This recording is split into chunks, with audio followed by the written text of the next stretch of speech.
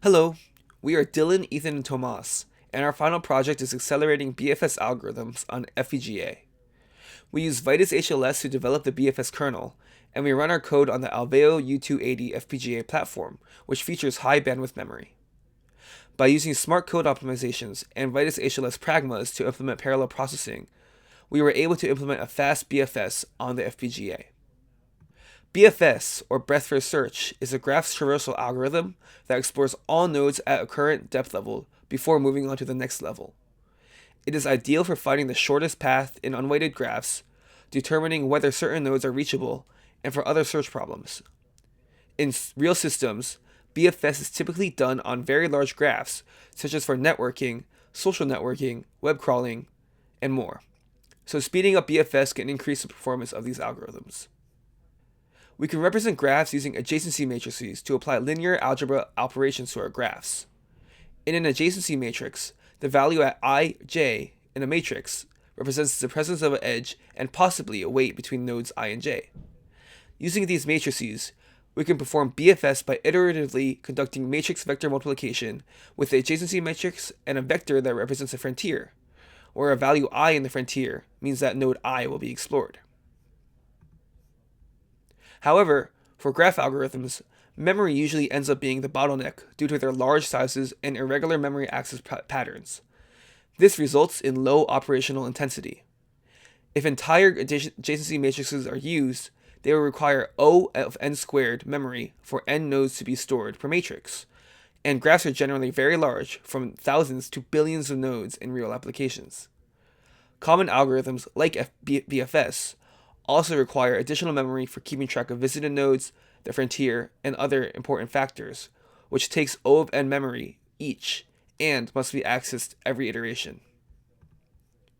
One way to mitigate this bottleneck is to reduce the amount of memory used through sparse matrix representations. In adjacency matrices, most of the values end up being zero, in what are called sparse matrices.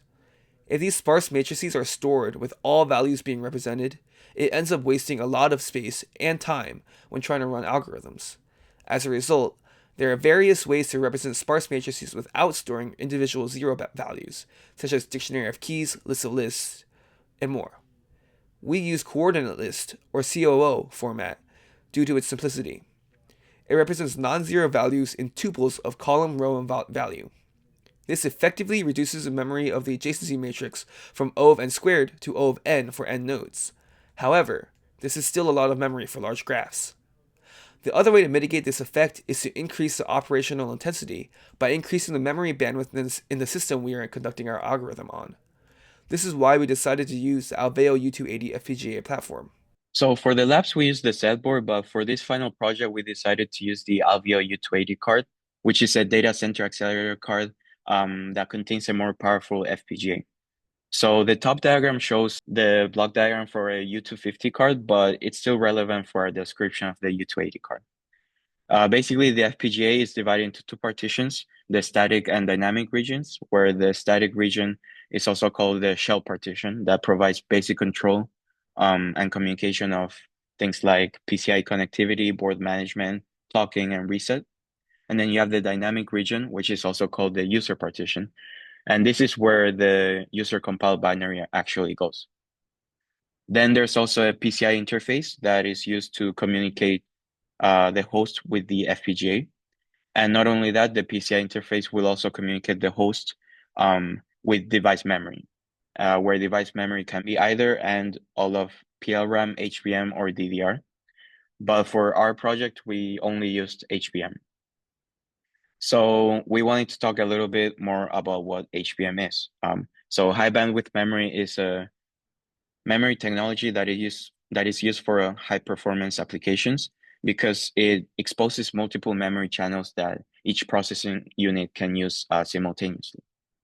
The figure below shows the HBM subsystem of the U280 card. And basically you can see that the diagram starts with 32 pseudo channels that comes from two stacks of 16 pseudo channels each. And it ends with a switch network that exposes 32 total AXI channels. And for our project, we used a maximum of 18 of these because our designs range from one HBM channel to 16 HBM channels for the data only. And we wanted to emphasize that the reason we use the U280 FPGA platform is because of this HBM, because it allows our memory-bound workload of BFS to be pushed computationally. We will now discuss the BFS accelerator design. As BFS is heavily reliant on SPMV, we first implement a parallelized SPMV kernel. We do this by creating a PE, shown on the left, which does a modified version of SPMV. This modified version does a logical OR instead of an ADD for each row, which significantly reduces the computation time of the PE and is sufficient for graph traversal, as we only need to know if a node exists or does not exist. We then parallelize this by instantiating multiple instances of the PE, which is shown in the middle. The host program then distributes the work each PE has to do by pushing each non-zero value from the adjacency matrix to a FIFO queue on the PE.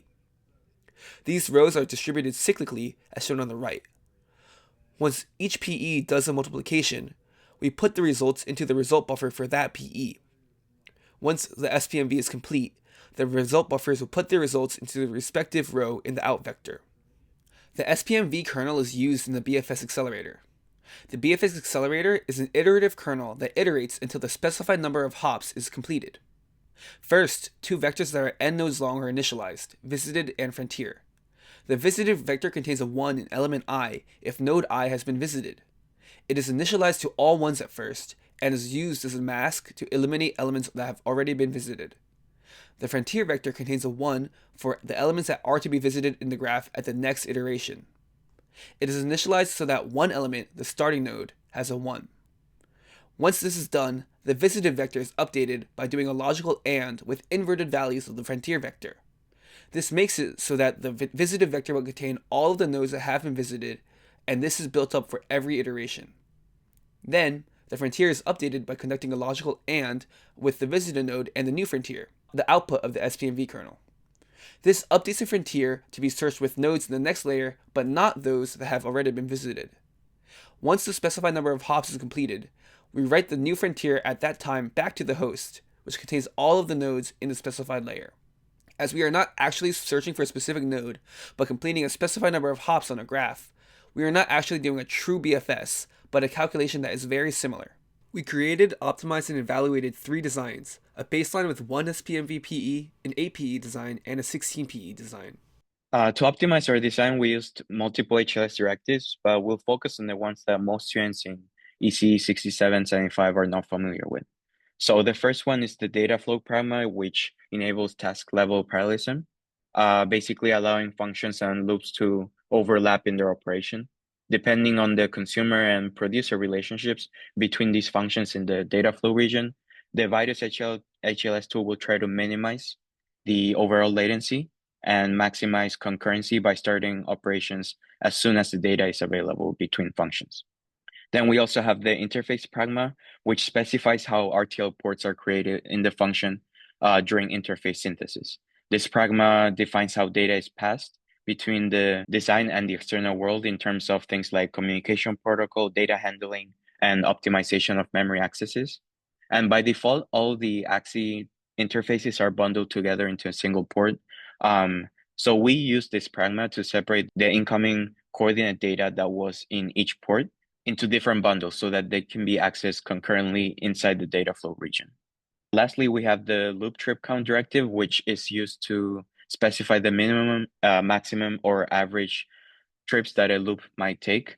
And this directive doesn't actually affect the synthesis part, but it is mainly used for analysis. And we used it to specify the trip count of our variable bound loops so that we had better estimates of latency and we were able to better optimize our design.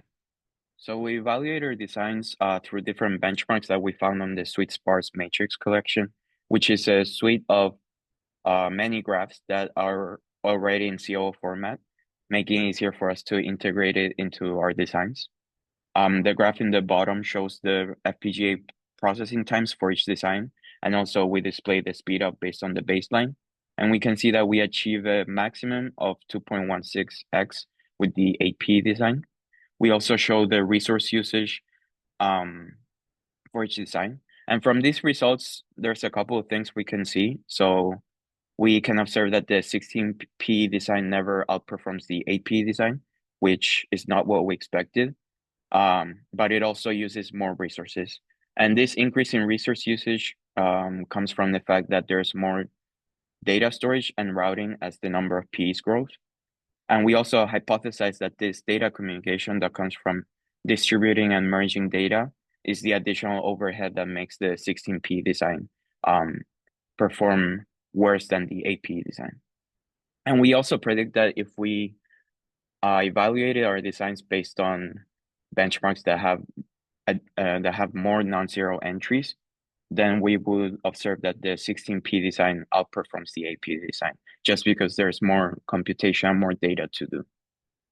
Another thing to note is that the benchmarks that we use don't have the same number of rows and non-zero entries relative to the matrix that we are evaluating. And this is what causes there to be some load imbalance, which is why the speedups are not the same for each benchmark. Okay, so now we'll give a demo to show the designs actually running on the FPGA. So we'll start with the baseline design, and we'll run it on the same data set just to be consistent. So the baseline took about 10 milliseconds on the FPGA. So now we go to the 8P design. And on the 8P design, this is about 2 times faster than the baseline, as we showed before. So now we show this 16P design. And this one again is faster than the baseline, but it's slightly slower than the 8P design.